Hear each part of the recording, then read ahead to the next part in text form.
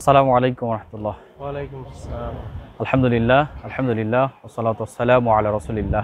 ঘূর্ণিঝড়ের কারণে যে ক্ষতি হয়েছে, মূলত আমরা এসেছি দেখার জন্য, শুধুমাত্র খুবই সামান্য আপনাদের সাথে আমাদের ভালোবাসা বিনিময় করার জন্য আসছে।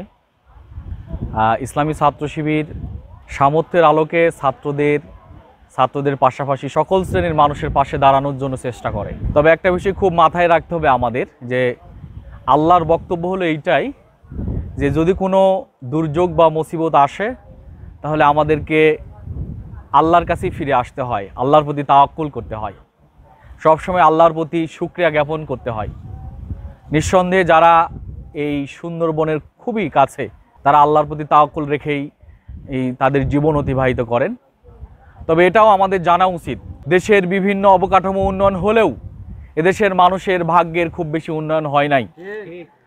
অসংখ্য দুর্নীতি এবং এর চাইতে আরও বেশি ভয়াবহ পরিস্থিতি দেশে সৃষ্টি হতে পারে। অর্থনৈতিক মেরুদণ্ড ভেঙে গেছে। বঞ্চিত যারা, তারা বঞ্চিত হতেই থাকছে। যারা ধনী, যারা শোষক, যারা শাসন, এরা শোষণ এবং শাসনের মধ্য দিয়ে তারা নিজেদেরকে আরও ধনীতে পরিণত করছে। কিন্তু গরিব অসহায় মানুষের পাশে দাঁড়ানোর মতো আমরা কাউকে দেখি না। বাংলাদেশ ইসলামী ছাত্র শিবির এবং এদেশের মানুষের প্রিয় ঠিকানা বাংলাদেশ জামাত ইসলামী নেতৃবৃন্দ, এইরকম ঘূর্ণিঝড় যেখানেই হচ্ছে, যেখানে দুর্যোগ হচ্ছে, বাংলাদেশ জামাত ইসলামীর আমির, ইসলামী ছাত্র শিবিরের সকল শ্রেণীর দায়িত্বশীল, তারা তাদের দায়িত্ব মানুষের সাথে পাশে থাকার জন্য, দায়িত্ব পালনের জন্য, আল্লাহ সন্তুষ্টির জন্য তারা মাঠে ময়দানে চলে এসেছে। আজকে শুধু আপনাদেরকে এতটুকুই বলতে চাই, ইসলামী ছাত্র শিবিরের জন্য দোয়া করবেন।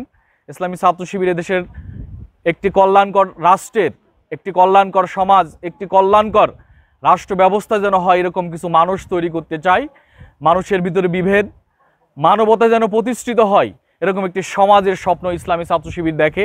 আমরা যেন সেই স্বপ্ন বাস্তবায়নে এগিয়ে যেতে পারি।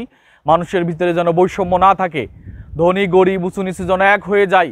আল্লাহ যেন আমাদের সেই তৌফিক দান করে। ইসলামী ছাত্র শিবিরের পক্ষ থেকে উপহার আপনারা নেবেন। আমরা আমাদের সামর্থ্যের আলোকে আজকে যতটুকু সম্ভব আপনাদেরকে সহযোগিতা করব। এরপরে আমাদের ভাইরা আপনাদের পাশে সব সময় ছিল, সব সময় থাকবেন ইনশাল্লাহ। সবাইকে অসংখ্য মোবারকবাদ। আসসালামু আলাইকুম ওয়া রাহমাতুল্লাহ।